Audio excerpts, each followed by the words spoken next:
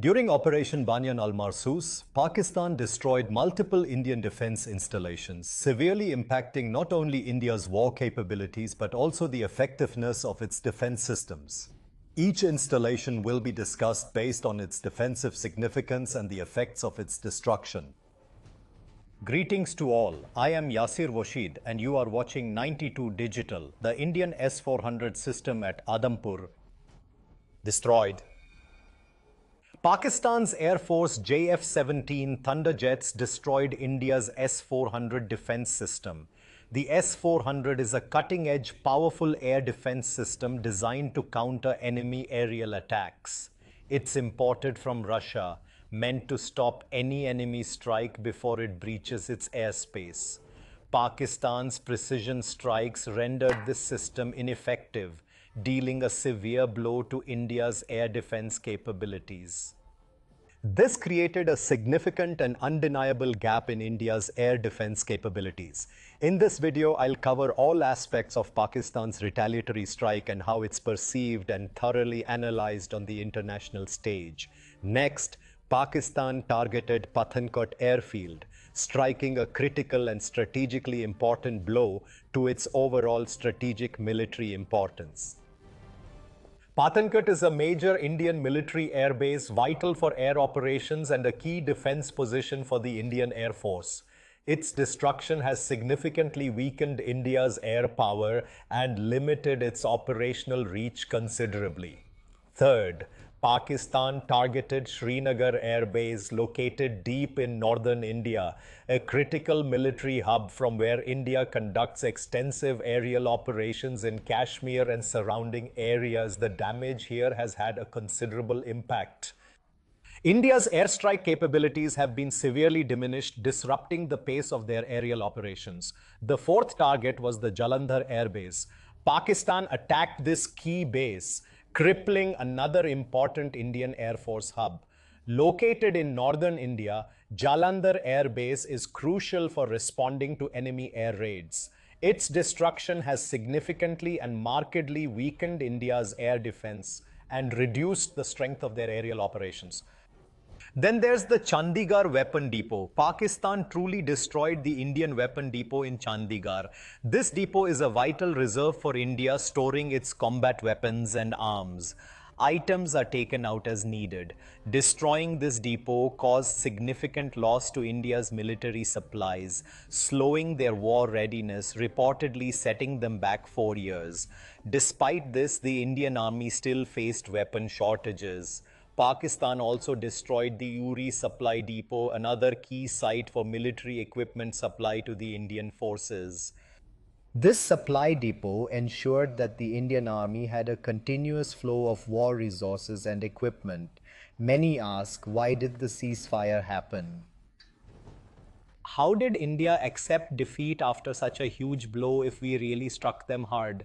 Many now question, if such a big wound was inflicted, how did they end up agreeing to a ceasefire? How does your narrative hold up? How does the truth come out?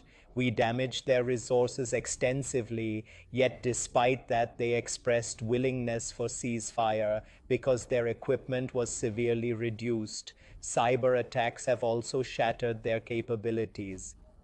The ground infiltration was dealt a huge blow, severely disrupting enemy coordination and supply lines, and we crossed their airspace with cruise attacks, successfully executing our mission and returned safely. One of our pilots is now being honored worldwide with prestigious awards. For this reason, India had to accept de facto defeat. The depot's destruction caused supply problems for the Indian Army. Then there was the BrahMos missile launch site in Nagrota.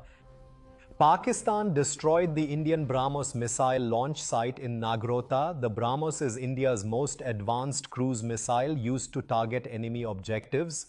Destroying this site reduced India's missile capability and created a gap in their strike power. This attack strengthened Pakistan's defense and neutralized India's air and surface strike abilities. Pakistan also destroyed the military intelligence headquarters in Rajouri. That headquarters was a key hub for Indian military espionage, extensively planning operations against Pakistan.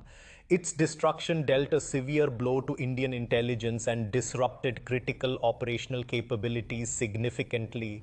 Then Pakistan took down over 90 Indian drones, which were used for surveillance and precise attacks at various important locations.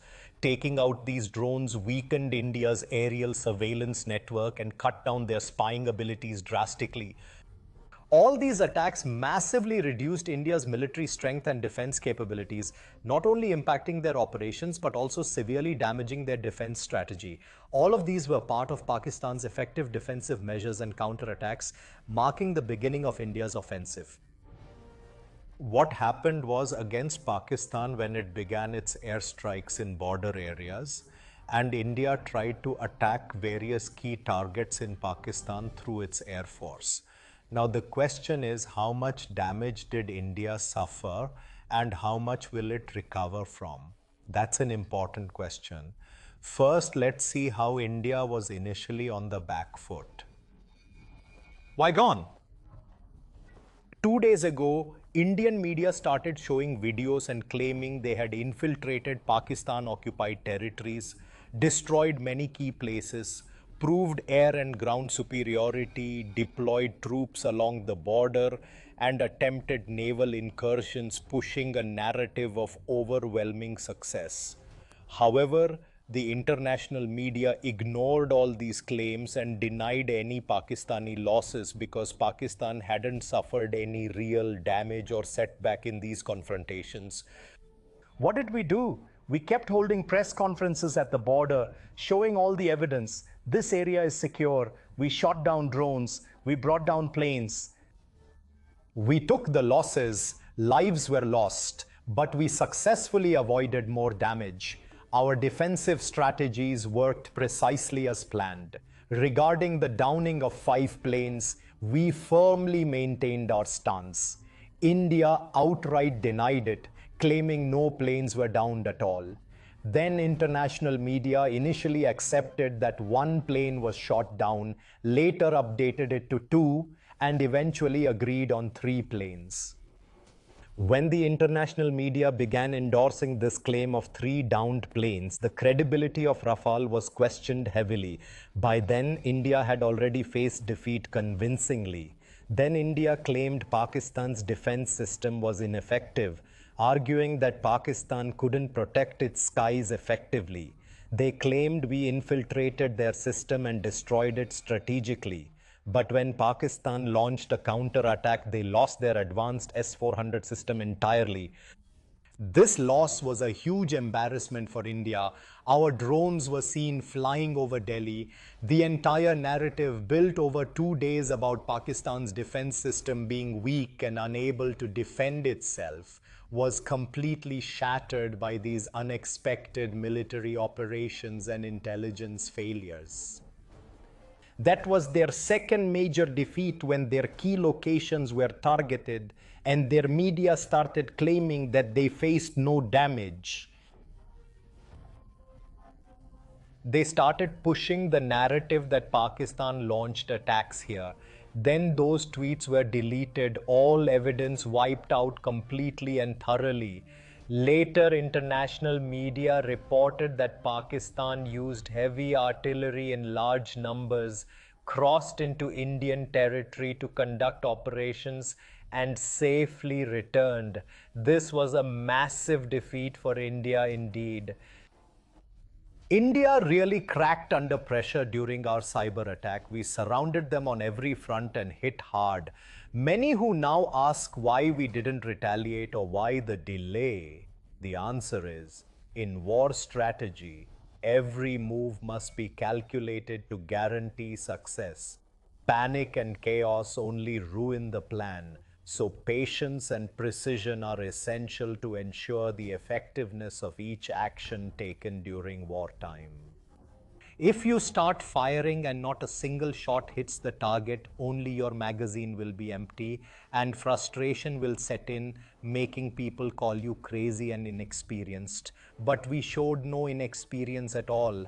We planned thoroughly and struck precisely, hitting where it hurt India internationally, forcing them into a ceasefire despite the damage caused. which greatly impacted their military capabilities and morale. Ready? But here's another important thing to consider. Look at all the fighter jets being built worldwide and the missile technology, how it's described and praised. We also hype our weapons, creating a buzz around them. International arms dealers do the same, but when these weapons are tested in real battle, we find out who was bluffing and whose gear really works. This reality check is crucial because it reveals the actual capability behind the technology beyond all the marketing and hype that surrounds it.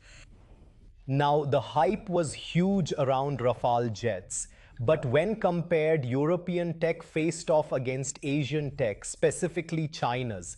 A missile fired from 160 kilometers away hit its mark. Despite stealth technology and coatings, Rafale jets were shot down. This showed Asia's tech progress, which was a big shock globally. Next, we'll discuss the range of missiles we fired, specifically the PL-15 and Chinese tech handled by Pakistan. It's about using the best in battle. A nation aiming to advance studies every war, its rules and worst defeats, as well as victories. That's called war doctrine. Recently, there's no example of aerial combat like ours anywhere. We defended our nation for hours, not just defending but severely damaging the enemy, showcasing our military strength and strategy in real-time conflict scenarios. So now the war doctrine will be studied carefully from Pakistan's perspective until another major incident happens. This is exactly why India is stepping back, and you should accept, understand, and research this deeply a bit. Please allow me to continue with God's permission.